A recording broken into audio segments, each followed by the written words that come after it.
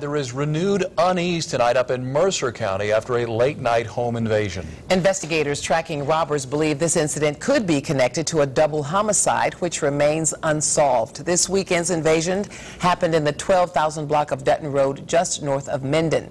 That's about 30 miles away from the Burville Road home in Fort Recovery, where Robert and Colleen Gruby were found shot to death in November. Jordan Burgess has the latest developments from Salina. This an eerily similar scene to the double homicide. Another isolated house in Mercer County. The victims, once again, father and daughter. Duct tape used in this crime also. In fact, the suspects' vehicles may have even been the same. Now, deputies say they can't say for sure whether or not the two crimes are connected, but they tell us they're not taking any chances, and you shouldn't either.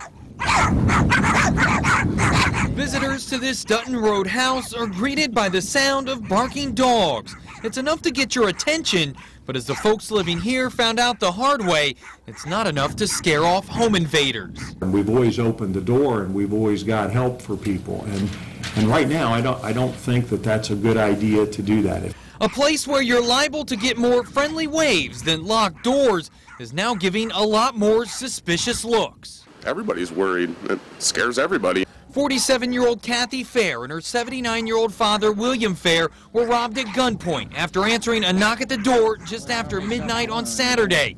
Deputies say the similarities to the crime that killed Robert and Colleen Gruby are hard to ignore. But at the same time, the idea of serial home invaders here is hard to fathom. Mercer County is not a place where we deal with this kind of stuff.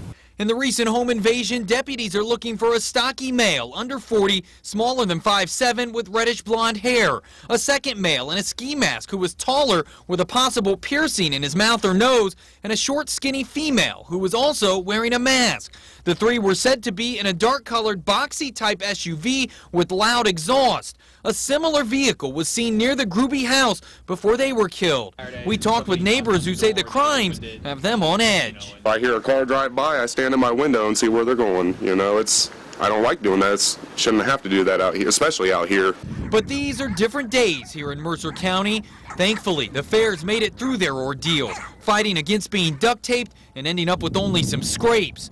But whether the county's trusting nature can survive these crimes is another story. I'm concerned about the fear that residents have right now, especially when I'm standing here telling you I can't tell you who did it. And if you have any information about this crime or the double homicide, you're asked to call the Mercer County tip line. That number 567-890-8477. Jordan Burgess, 2 News.